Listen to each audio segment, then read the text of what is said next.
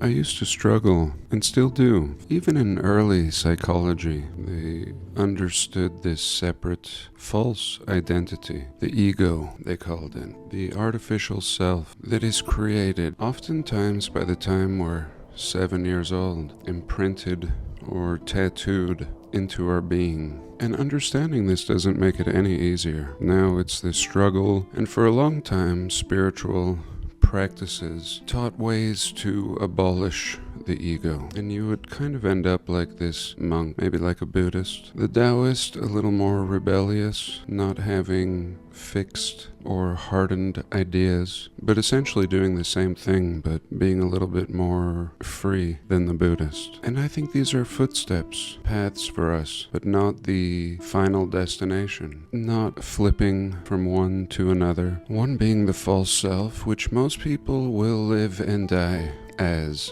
And for those that are aware of it, might go back and forth. Strong emotions pull us into the false self. The false self clings to be, to exist. The I Ching says something to the extent of let your higher self guide your lower self. The I Ching being a Taoist classic, and I think this makes more sense. We're not trying to eliminate one for another. It understands that both will exist. Again, that this is like some mark or tattoo that you carry with you, but it is certainly your lower self. And what is your higher self? Your higher self is the awareness, the non-judgmental, all-seeing eye within you, the awareness, presence in the moment, no past, no future, and this exists in all living beings. I relate this to my own life and my sadness that I've been feeling with the loss of my cat, and this is definitely the lower self, clinging to impermanence,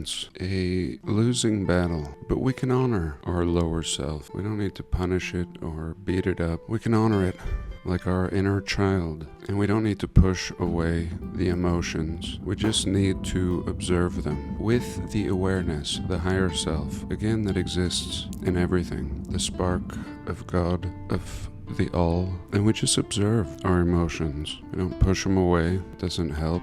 Pushing them away only seems to intensify them, and both exist. The higher self with the awareness can comfort the lower self and help dissolve the friction, help it melt. And I think that's the idea of meditation. It's just helping us return to the higher self awareness and presence. It's so simple, but so difficult if we're struggling from our false sense of self's perspective. And this feels more complete, some kind of internal harmony, accepting the past and present, accepting the emotions, listening to the emotions, and moving forward without a need to cling to anything. Today I wanted to look at some postcard. First I want to look at some utilities, then some forts, some prisons, and some horse and wagon photos, just to get a feel for life back then. Very exciting. I thank you for being here, and welcome.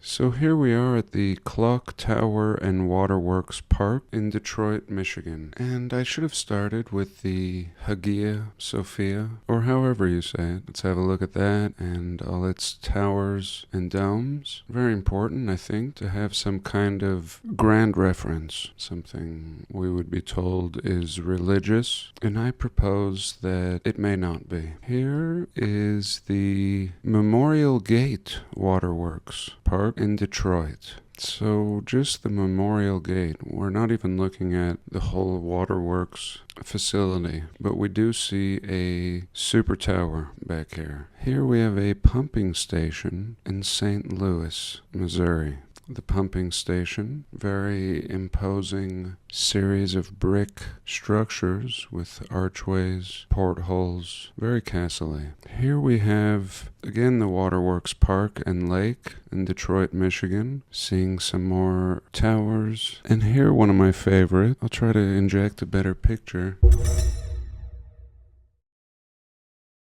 Next, I want to look at some gasworks. Not long ago, we were looking at an old bird's eye view of Philly, and we could see these way back in the oldest depictions of the city. These are like a type of meter going up and down, giving an indication of how much gas is in the tank, similar to a little turkey thermometer popping up and down, I guess just up. But here we can see some domage, and everything moving forward would lose this decorative style. I mean, the castle style. And a lot of these buildings that we thought were from the industrial age are just these old castles dumbed down, all the features squared off, and being used to this day. This is showing Fort Wayne, and we're going to look at some forts in a minute, but just to make a case that perhaps all the grandest buildings were actually utilities, we can see this postcard. And this section, just this section here, they're telling us is the filtration. Here we go. And this other super area back here, sorry, the resolution is poor, so I won't zoom in. But here we see the sewage treatment works, similar to what I proposed with the Sutro baths in San Francisco. They were not bath houses, but rather treatment facilities. And here they turn this one into a city light and power plant. And this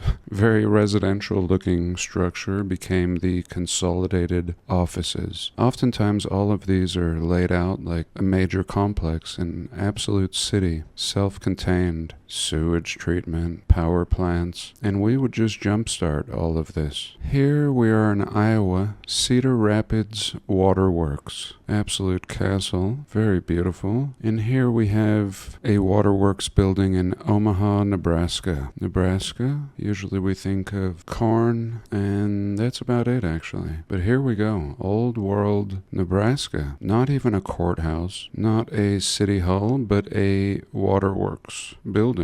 Oh yeah. And here, speaking of utilities, this is the headquarters of PG&E in San Francisco. If you remember, there was a movie called Aaron Brockovich. I wanted to say Brockhurst. Shout out to James. And anyway, this evil company, still doing their evils to this day, I'm sure, ended up ruining a community, taking out a great percentage of its population through releasing toxins into the water. And it's going strong today all around me in the Uinta Basin. The Uinta Basin is like China. Really, there's no emissions regulations whatsoever. There's fires burning all around me. Controlled fires burning off gas because they want the oil. Just polluting away. All the environmental stuff is a show meant to make these city dwellers feel guilty. But anyway, PG&E, bastards. So now I've saved a little small collection of forts. This is a fort in Minnesota, Fort Snelling, just what's left of it. Here we go. This, of course, we've looked at in detail in past videos. Fort Ticonderoga in New York, a star fort, and just a lot of fortification, most of it buried, and what is revealed is on the edge of this drop-off here. One of the most perplexing things in this research are the ice palaces. I made a video on Leadville, Colorado,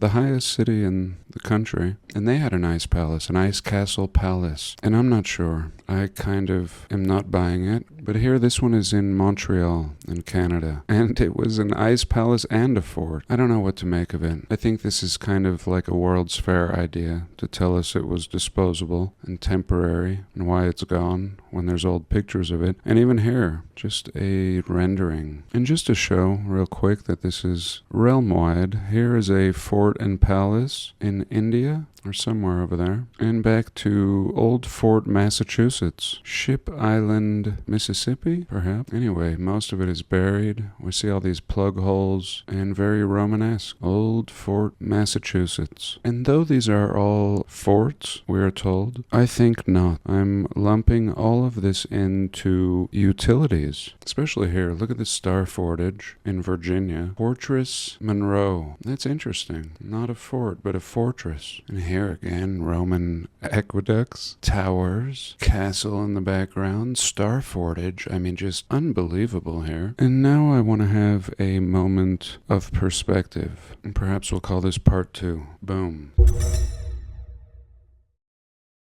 So here is Fort Davins in Massachusetts proper. Concurrent camp, whatever, some kind of camp and fort. And this is what we would expect to see. Even the modest looking dwelling in the background and all these tents, and not even nice tents. Look at the crooked little poles. And I think that's what we would expect of these people. These are a tent people. Anything of value, anything glorious, has been inherited. Even their clothing, in my opinion. Even their roads to travel. Here we see Skyline Drive in Cannon City, Colorado. Really just old ruins, an old wall. Here we see the Deadwood stage. U.S. mail. Here we go. The U.S. mail. So here's how they're delivering the mail. Very important, the mail. The system does not function without the postal system, or the artificial system. The real system will go on. This is in Kearney, Nebraska. There we go. I mean, just a sad display. The nicest thing in this picture is their suits. Here we are traveling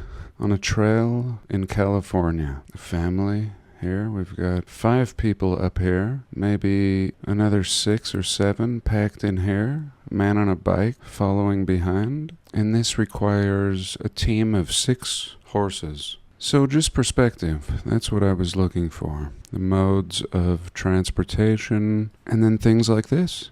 Right from the get-go, still existing today. You can't get rid of things like this. Suppose you could with a bomb.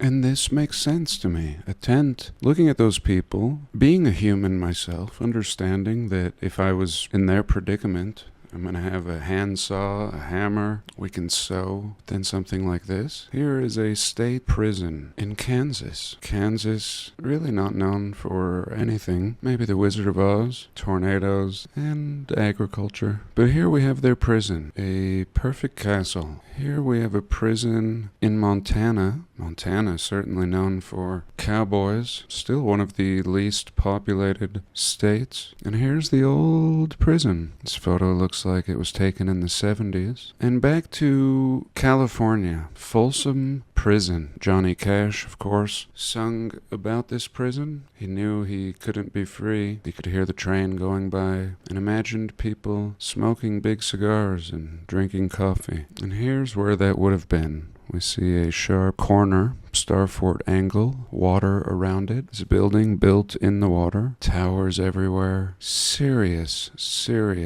construction here, not just a building, just forming this hillside. Wall after wall, tunnels, as we see down here. Prison. Mind you, this is a very old photo, as all of these are, except for that 70s one. But anyway, you see ivy covering this thing, just engulfed in ivy. Same with Alcatraz in San Francisco. Just old world areas that have been repurposed. Here we have the state penitentiary in Cannon City, or Canyon City. I've been there. I used to live in Hartselle, Colorado, just north of it, around an hour, and I didn't visit the prison. I wish I would have. And here she is. See again the sharp corner, Starfort corner. Even in this picture, it appears to be in ruins. But what we see are canals. You see the canals coming right through here. Here, little bridges going over it, sharp corner, and then it just shoots to the right. So this has all the features of a waterworks. And instead it became a prison. And here's a couple old worlders in New Jersey, Trenton, New Jersey, and it's a prison. I mean, this thing is crazy. These columns, almost the Grecian, Egyptian kind of feel. I've seen a lot of these everywhere, Egypt to California. But what an interesting building. And just anything could be anything. Nothing making any sense according to their narrative. This they could have called a brewery. And we've seen breweries look like castles over and over. And everyone just thinks that's normal. A castle as a prison, as a water treatment plant.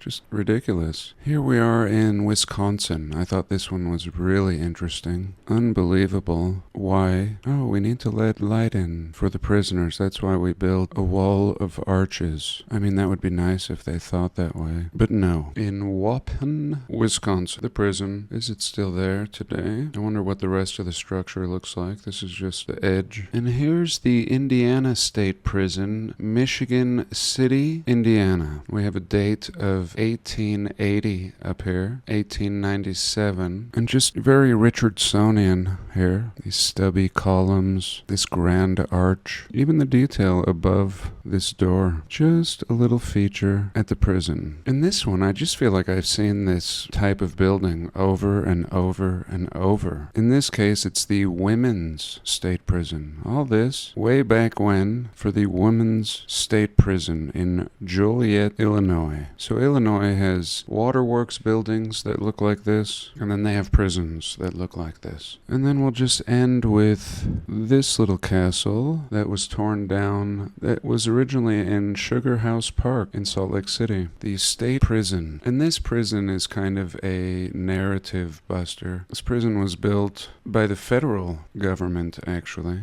before Utah was a state. While the Mormons are fleeing the east and settling, we're told, in Utah, the federal government is right there all along. They built Fort Douglas, which is now the University of Utah campus. They built this prison right alongside the Mormon settlers. So while all of this is going on, the implanting of a new people, we have the Civil War going on. And the Civil War just doesn't really seem like the Civil War. Here we can see the ruins of an old McDonald's, and this man is upset that he will not get an Egg McMuffin this morning. But seriously, what strange pictures. Just beautiful brick and concrete ruins. Even here, brick on the ground. These kids just hanging out in this war zone. This war zone and this glass light pole still standing. And clearly concrete and brick. That's all there is to it. Here we can see another column about 6 feet away from them. And I think this is the beginning. They're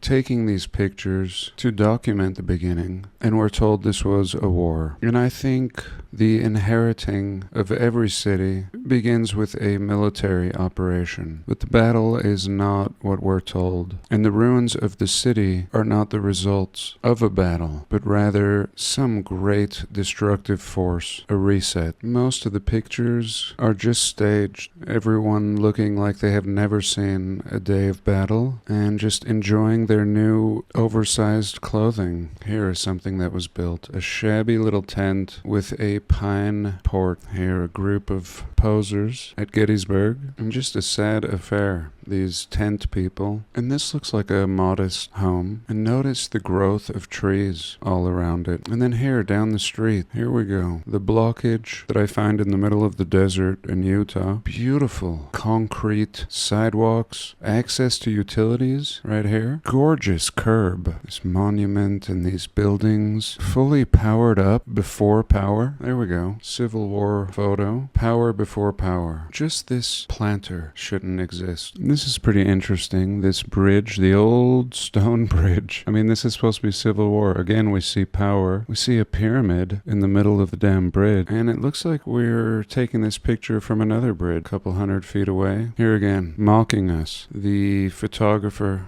probably said, "All right, guys, I need you to look like you've been fighting in a war." And here they're chuckling, putting up their dukes. No, these men are not fighting men. These are not their clothes. And here's their pathetic little shantytown. Here is what they would build. Here again, another little look at downtown life. So this blend of some old world, beautiful, in ruins, and a junk world. A mud and horse and wagon people. This is titled A Casualty of War. Beautiful brick building in absolute ruins, overgrown, and just the shell remaining. Vegetation growing up top here, like it's been sitting in this condition for at least 50 years. And here's where it really gets weird. when we start seeing the soldiers posing, we see fake backdrops, we see the strangest looking people and expression on their faces, terrified actually, just completely terrified look, and the whole thing is pretty terrifying actually. These guys are somebody's puppets. Not men of battle. These are like orphans who have been mistreated and now being forced to pose in this rather gay fashion. And this is our history. This is the Civil War. Completely awkward. The most awkward pictures I've probably ever seen. Everything about it is wrong. And I have made a video in the past discussing that, but I think it was important to mention while we look at the ruins of the Civil War. Here are the ruins. In 1865, we are told, ruins of the Civil War, and those guys are posing with arms interlocked, hands on each other's legs, crude horse and buggy, and you have like these ruins of what seem like apartment buildings. Even with the destruction, they couldn't bring down this infrastructure. It was such quality brick and concrete, as we just saw a minute ago. And what a mess. What an absolute mess. Now in this community, there's probably the question, was this all reset and then we arrived? Or did our founding fathers, whoever they really are, arrive and then reset with some technology such as the fasces, or even something that could be deployed via air or airship, like a fasces or some sort of Archimedes mirror, essentially a giant magnifying glass? It's hard to say, but what is certain is the people that we see are not responsible for the ruins that we see. But what do I know? For this week, I thank you for joining me. I love you all. God bless, and I'll see you soon.